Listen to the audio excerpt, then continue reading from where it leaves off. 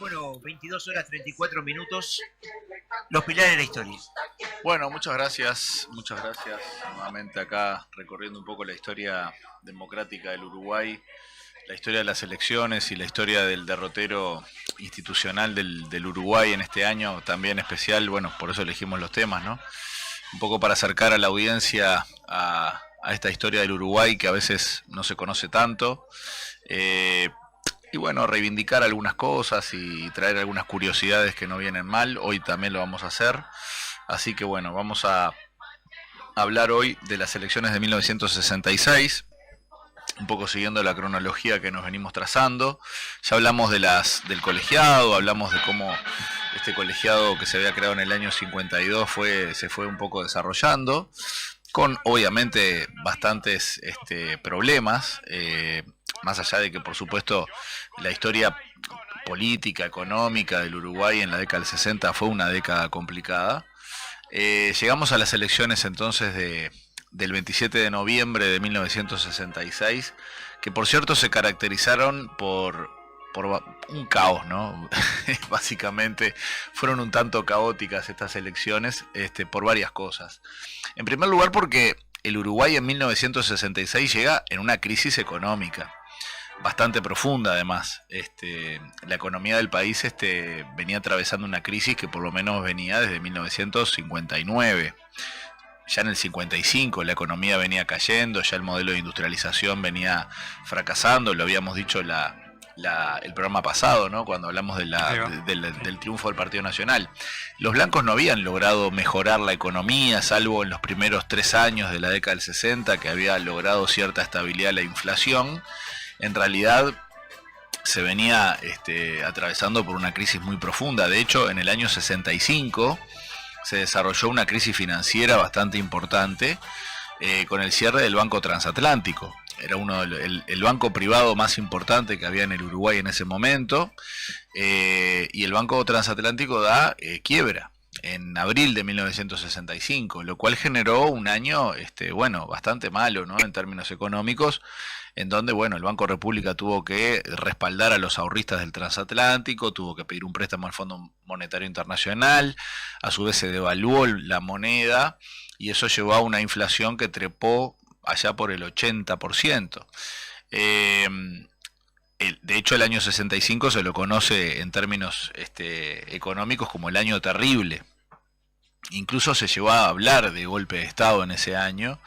Hubo movimientos ahí en la interna militar, donde ahí el general Pablo Moratorio, que era un poco la cabeza visible del ejército en aquel tiempo, amenazó ahí con dar un golpe de Estado.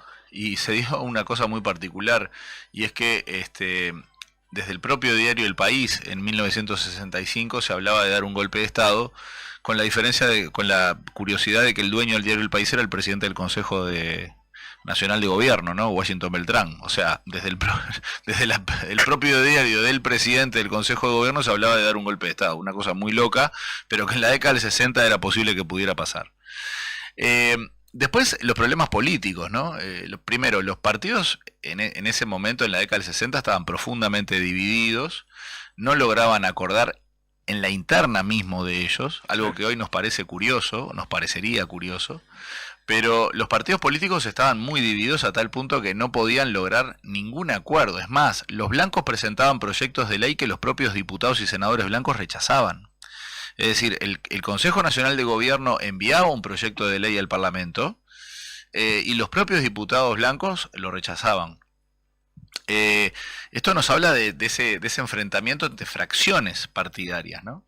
Dentro incluso del propio partido de gobierno. Y con los colorados pasaba lo mismo. Y por supuesto que entre blancos y colorados la cosa estaba absolutamente distantes, ¿no? Hay una expresión de la senadora Alba Roballo en aquel momento, ¿no? Cuando le preguntaron, ¿usted estaría dispuesta? Alba Roballo, en ese momento era senadora por el Partido Colorado. Claro. Le preguntaron, ¿usted estaría dispuesta a negociar con el Partido Nacional? Y dijo, a los blancos ni un vaso de agua. O sea, la relación entre los partidos claramente no era la mejor. Y además también estábamos viviendo una etapa en donde los muros de la ciudad de Montevideo empezaban a poblarse de grafitis donde había algún tipo de llamado que resultaba movilizador cuando, por ejemplo, se empezaron a escribir las primeras frases como movilízate y ármate, y aparecían firmadas por un tal MLN-T. O sea, es la época donde empieza también la década del 60, ¿no? Concretamente en el año 1963 es como el origen del movimiento, ¿no? Con el famoso asalto al club de tiro de Nueva Albesia. Asalto que por cierto fue un fracaso desde el punto de vista estratégico, pero que en definitiva es como el bautismo, digamos, del Movimiento de Liberación Nacional Tupamaros. Y que para 1966 los tupamaros estaban como desarrollando esa etapa embrionaria o de surgimiento, en donde estaban primero organizándose desde el punto de vista político y no sé, como movimiento revolucionario propiamente dicho, y además estaban ya aplicando algunas acciones, ¿no? Concretas, como por ejemplo el asalto a empresas, el robo, por ejemplo, a bancos, el asalto a camiones con comida, camiones que transportaban, por ejemplo, camiones frigoríficos, ¿no? Camiones que transportaban carne. O sea, eran muy comunes ese tipo de robos, porque era la forma que en ese momento los tupamaros tenían de empezar a hacerse conocidos y empezar también a lograr ese convencimiento por parte del movimiento hacia las personas de que una revolución en el Uruguay era posible. Es cierto que no habían empezado todavía la etapa más violenta, donde la violencia política sí ya empieza a ser algo que en el Uruguay se hace frecuente, secuestros, enfrentamientos directos con la policía y las Fuerzas Armadas. Eso va a ser un poco más adelante, pero ya viene preparándose todo el escenario. O sea, en materia, la década del 60 fue una década movida, ¿no? Empieza también a dudarse acerca de la efectividad del colegiado. Es decir, cuando nos acercamos a las elecciones del 66, se empieza a cuestionar la efectividad del colegiado y justamente entre la crisis económica y esa crisis política que se estaba viviendo, algunos empiezan a plantear la idea de que había que reformar la Constitución nuevamente y volver al presidencialismo. Es decir, que se creara de vuelta la figura del presidente de la República, incluso con capacidades mucho más ejecutivas, donde el presidente tuviera la iniciativa y el poder de decretar, digamos, más cosas, de salir un poco de esa lógica parlamentarista que tenía el Uruguay, y evitar entonces las discusiones interminables que además podían generar entonces mayores enfrentamientos. Por lo tanto, en esas elecciones del 66 se va a elegir presidente. Se va a elegir también miembros del Consejo de Gobierno por si la Constitución no salía. Se va a elegir una Constitución nueva porque hay un plebiscito que además tiene 4 propuestas, no una sola. Claro, rosada, ¿no? Exactamente, la rosada, la blanca, la gris y la amarilla. Ahí va. Y bueno, y la verdad que cuando uno entraba a un cuarto secreto en aquella época se perdía, ¿no? O sea, era una mesa gigante con 2.000 millones de listas, donde además se elegía al intendente, se elegía obviamente a los senadores y diputados, porque no nos olvidemos que estaba el doble voto simultáneo, entonces se elegía al intendente en el mismo día que al presidente de la República, y además había múltiples candidaturas por cada uno de los partidos. Estaba la ley de lemas, o sea, era un caos. Por si faltaba poco, era un caos. Bueno, finalmente en esa elección triunfa la reforma naranja, con el 47,5% de los votos. Esa reforma lo que hacía era proponer entonces una constitución presidencialista, donde se retoma la figura del presidente, donde además se estira el plazo constitucional a 5 años. Dejamos los 4 años que históricamente el Uruguay había tenido y pasamos a tener 5 años de mandato presidencial, donde el presidente además tiene algunas atribuciones que ahora se le agregan, por ejemplo las leyes de urgente consideración que presenta el Parlamento, donde el Parlamento tiene un tiempo de 45 días para discutir esas leyes, y si no llega a una aprobación en esos 45 días, la ley queda aprobada. Eso le da claramente al presidente mucha más unas funciones como mucho más ejecutivas, digamos. También se establece, por ejemplo, la creación del Banco Central, algo importante. Se venía hablando hacía mucho tiempo de la creación del Banco Central. El Uruguay, de hecho, fue de los últimos países en crear un Banco Central, es decir, una autoridad monetaria que regulara la política monetaria y financiera del país. Hasta ese momento el que lo hacía era el Banco República, que tenía como la doble función. Por un lado era autoridad monetaria, por otro lado era banco comercial, es decir, un banco que otorgaba préstamos y recibía depósitos. Se va a crear el BPS, lo cual genera una unificación de las cajas, de algunas cajas que existían, y por lo tanto el tema jubilatorio pasa a tener un peso importante, el Estado y ese organismo que es el Banco de Previsión Social. Todos estos organismos además dependían directamente del presidente de la República, el cual por supuesto nombraba su directorio. Se va a crear la Oficina de Planeamiento y Presupuesto en la Constitución del 67, la OPP exactamente, que también va a tener un rol muy importante en materia presupuestal y en materia de planificación de proyectos estratégicos para el país. Ese es un poco el objetivo, que además la idea era que trabajara en coordinación con el equipo económico, es decir, con el Ministerio de Economía, el Banco Central, las intendencias, o sea, se creaba toda una red de administrativa, ¿verdad?, donde se coordinaban acciones para fomentar planes de desarrollo. Esto un poco venía de la mano de las concepciones desarrollistas que en la década del 60 se estaban implementando. Por allí en la década del 60, en 1961, surgió la CIDE, la Comisión de Inversión y Desarrollo Económico, que tiene ese concepto. Y bueno, después se establecen algunas otras cosas, por ejemplo, ni que hablar, se potencian las medidas prontas de seguridad como mecanismo, digamos, represivo en caso de conmoción interna y digamos, y peligro externo. Como que aumentó el poder del presidente. Exactamente, digamos. Aumenta el poder del presidente. Bueno, se crea la figura del Consejo de Ministros, ¿no? Que en realidad siempre existió, sí, pero ahora se menciona directamente, convocado por el presidente de la República también. O sea, hay como una serie de modificaciones. Es la Constitución que tenemos hoy. La Constitución que tenemos hoy, en términos generales, es cierto, modificó algunas cosas. En el año 96 se modificó todo el sistema electoral, con las medidas que tenemos hoy, ¿no? Con los reglamentos que tenemos hoy, pero en términos generales la Constitución del 67 es la que todavía hoy sigue en vigencia. Y en esas elecciones triunfa el Partido Colorado. Esto es importante porque hay una rotación nuevamente de partidos. Veníamos de 8 años de gobierno blanco. Cierto.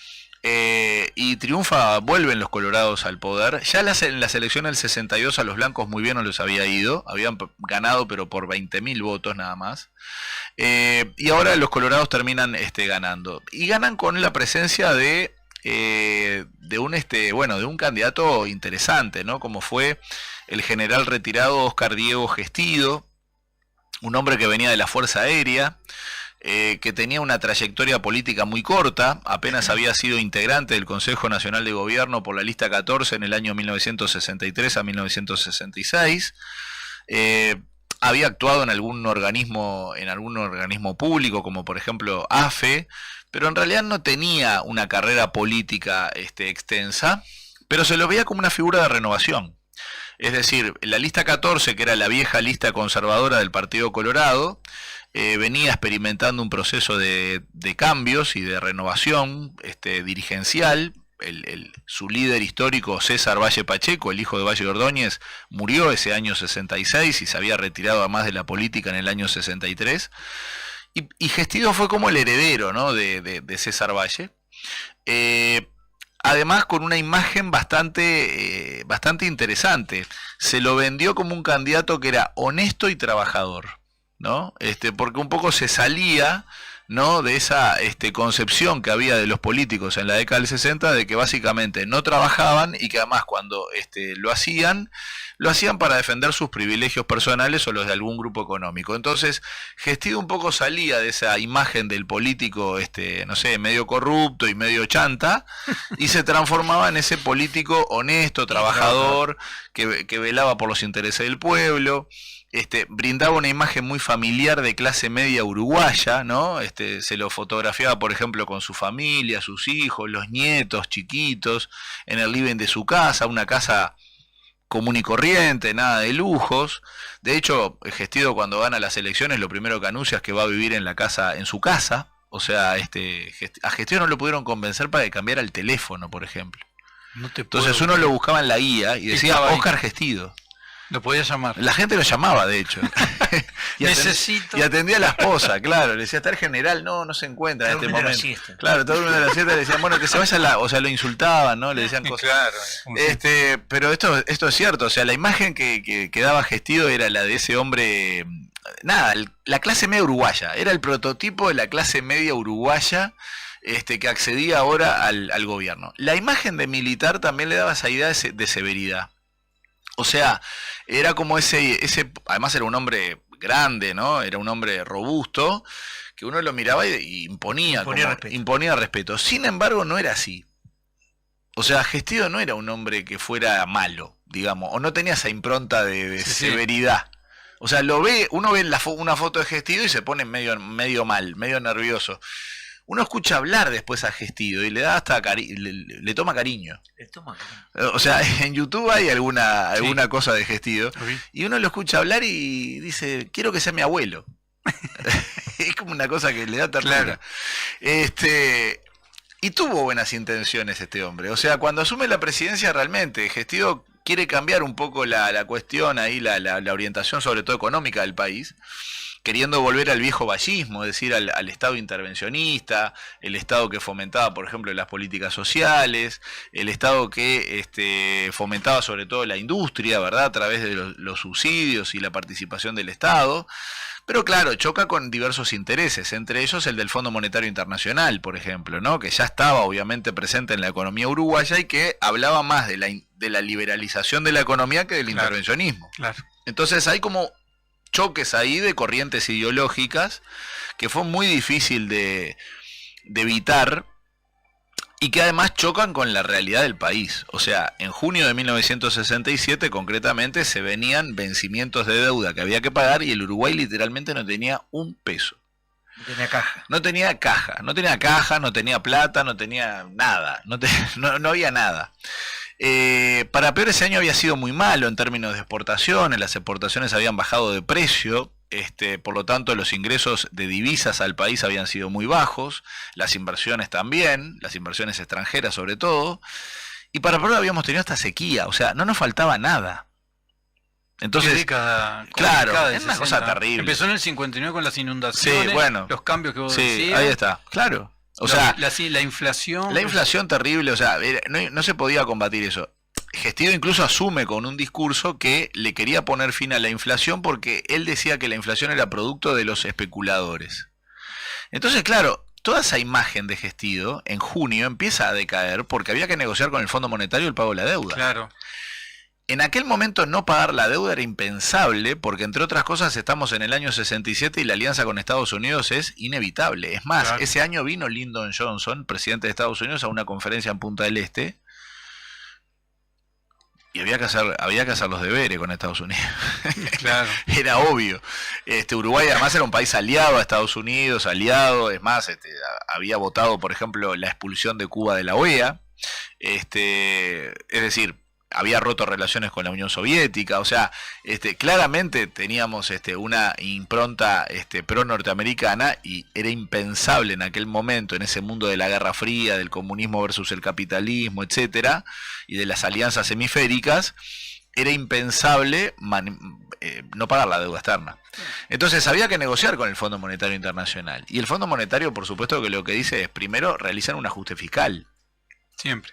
Exacto, o sea, cobren más impuestos para pagar la deuda.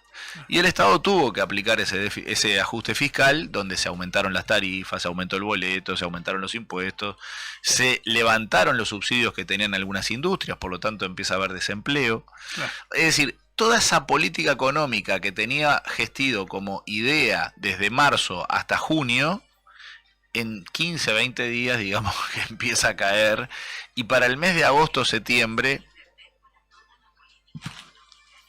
Bueno, no sé qué está pasando acá. Está contestándote me está contestando el teléfono. Seguro, sí, el teléfono habla por sí mismo ya. Exacto, sí. Están escuchando García. Hasta el teléfono me escucha. Ojo los vean que la audiencia aumenta. Ahí va. Perdón. Entonces, esta política económica se derrumba, ¿no? Claro, con esto empiezan los problemas sociales. Es decir, empieza a haber una tensión, por ejemplo, con los sindicatos, empieza con la CNT, empiezan a haber huelgas, manifestaciones. Y claro, hay también una presión por parte de algunos sectores, sobre todo del Partido Colorado, que le piden al presidente que actúe. El actuar era reprimir, que fue algo que en la década del 60 se hizo siempre. O sea, esto no es una cosa que inventó Gestido. La represión a nivel sindical y social venía ya desde los años 50. Entonces, Gestido lo que hace es aplicar medidas prontas de seguridad. Empieza a aplicar medidas prontas de seguridad y esto genera enormes enfrentamientos. ¿Quién era el jefe del ejército ahí? Hugo Chape Pose. Ahí está. Claro, conocidísimo. El general Hugo Chape Pose, que además va a ser un general que va a tener también, va a estar en la línea dura, ¿no? del ejército, porque acá también empiezan a haber rumores de golpe de Estado. Claro. O sea, de hecho en el mes de octubre, por ahí, se empieza a circular la versión de un golpe de Estado. Lo que pasa que lo que tenía Gestido era que como venía de la rama, digamos, del ejército, en realidad venía de la Fuerza Aérea, pero venía de las Fuerzas Armadas, conocía la interna militar. Por ahí también el otro que tenía participación en ese momento era el ministro del Interior, que era el general Antonio Francese. Entonces como que bueno, hay digamos una participación ahí en la interna militar que estaba muy complicada, ¿no? El otro que también está en el ejército en ese momento, porque es jefe de la región militar número 1, es el general en ese momento, Oliver Sereni. O sea, hay una interna militar que es muy interesante en el año 67, que ya empieza a dividirse entre los militares que eran de la línea dura o de una corriente más anticonstitucional y los constitucionalistas. Sereni era y Sereni era de los constitucionalistas. Claro. El otro que tiene una fuerte prédica en el ejército era el presidente de la Administración Nacional de Puertos, que era el general Juan Pedro Rivas. ¿Quién es? Nada menos. Era el abuelo de Julio César Rivas. Julio Rivas. De Julio Rivas. Claro. El abuelo de Julio Rivas. Claro. Pero además, Juan Pedro Rivas era de la línea durísima. Sí. Bueno, o sea, ¿viste lo que dice como técnico? Claro, segunda pelota gritaba. Era tremendo. Sí, segunda pelota y ir con la placa. Sí, pero sí, era de la línea dura. O sea, la interna militar estaba complejita ya en ese momento. Lo cierto es que al pobre Gestido, y de manera sorpresiva, el día 6 de diciembre del 67, bueno, le vino un infarto. Murió sorpresivamente en su casa a la madrugada, después de una celebración familiar. No se despertó más. Y esto genera un impacto, primero porque justo se murió el presidente. O sea, a ver, si bien toda la Constitución prevé todos los movimientos, o sea, a ver, esto está previsto, recontra previsto, es decir, asume el vicepresidente automáticamente, y el que queda como vicepresidente es el senador más votado de la lista más votada del partido ganador. Eso se hacía hasta hoy. Sí. En aquel momento asumía el vicepresidente, que era el señor Jorge Pacheco Areco, alguien absolutamente desconocido para lo que era la población en general. De Pacheco igual hay que hablar aparte, porque merece un capítulo aparte en la historia uruguaya. Pero no, a ver, no por una cuestión de que nos guste o no, es por una cuestión de que realmente merece una claro. Porque además es un personaje muy, muy interesante de analizar. Y bueno, y el que asumió como vicepresidente fue el doctor Alberto Abdala, ¿no? Que era un político también colorado de larga trayectoria. Y con Gestido muere como una especie de cierta ilusión que había de parte de mucha gente, de que había intenciones de cambiar el rumbo de la política económica, etcétera, y que no se pudo hacer. Claro. ¿No? Por eso es que a mí me gusta decir que Gestido fue una especie como de presidente que prometía y que al final no lo logró. Su gobierno termina durando apenas 9 meses. Y bueno, y el Uruguay, por supuesto, a partir de ahí entra en una espiral primero de violencia política brutal, y en segundo lugar de una situación económica que es cierto, con Pacheco se estabiliza, pero a fuerza de unos ajustes brutales y de la famosa congelación de precios y salarios, ¿no? Que eso, bueno, merece obviamente un apartado en el programa. Y yo quería traer simplemente para redondear datos curiosos de la elección del 66, porque bueno, uno dice, fue una elección caótica, etcétera, y es verdad, pero también es cierto que hay un par de cosas ahí que me interesaban. Primero, hay dos partidos raros Le voy a respetar esos datos importantes. Usted sí trae datos importantes. Porque yo la otra vez traje un dato. La otra vez traje un dato, pero la otra vez traje un dato importante. Sí, a usted lo puso. Es verdad. O sea, traje familiares suyos acá. Es verdad. Bien. Claro. Primero, se creó un partido agrario del trabajo. Partido Agrario del Trabajo. Era un partido que lo dirigía Domingo Moiso, que era de Canelones. Era productor rural, claro, agrario. Era de lo del vino. Exacto. Ruta 5 ahí, pero que no pasás por ahí. Lo traje porque usted que es oriundo de Canelones, claro. Y hoy además el homenaje es para usted, mire por qué. A ver. Bueno, el Partido Agrario del Trabajo sacó 1.616 votos, es decir, lo votaron, no sé, ahí en la Sociedad Agraria de Canelones, no sé. Y después el otro partido curioso. Ya lo veo venir, a ver. Sacó 44 votos. El hijo de Tortorelli. No fue el hijo de Tortorelli. Pero mire, fue. Intuición, a ver. Lo dirigía Ángel Fioroni el partido. Se llama Partido por el Departamento de Solís. Porque quería un departamento para él. Exacto. Se había generado un movimiento allá por fines de la década del 50 que lo que querían era crear un departamento, el departamento número 20 del Uruguay, que iba a tener como capital Pando. Mira. Iba a tener como límite el río Santa Lucía y como límite al sur el río de la Plata. E iba a tomar toda la zona costera del de Uruguay por Canelones, lo que hoy sería la Costa de Oro. Claro, mirá que entonces los tipos tenían todo crañado porque decían, tenemos todo, porque tenemos desde producción agrícola, tenemos producción industrial, Pando, capital industrial en aquel momento, y tenemos turismo. Todo. Entonces la idea era crear un departamento aparte. Este movimiento surge, como les decía, a finales de los 50, se presentó incluso hasta un proyecto de ley que por supuesto no fue aprobado en el Parlamento, pero el movimiento como que empieza a tomar forma y la idea era independizarse de Canelones, hacer ese corte ahí medio extraño, porque quedaría con una forma rarísima, y crear el departamento de Solís. Número 20. Sí, el departamento fracasó rotundamente, ¿no? Y 44 votos. Sacó 44 votos y no lograron entonces la creación de ese departamento. El Uruguay, digamos que no tenía problemas como para ponerse a pensar en un departamento más. Un departamento más, ¿no? Bueno, nada, queríamos traer estas notas de color, digamos. En este Uruguay que estaba caotizado. Tipo Carpinchito y cosas de esas, ¿no? No, yo me voy a callar. Me llamo silencio. ¿Se acuerda de Castorcito? ¿Qué dato, Todavía Simón de quedó. Ese dato quedó para... Sartre le decía Carpinchito. No, Castorcito. Castorcito. Acá a Gestión le decían mulita. No, mentira, a Gestión, no, mentira. Un chiste.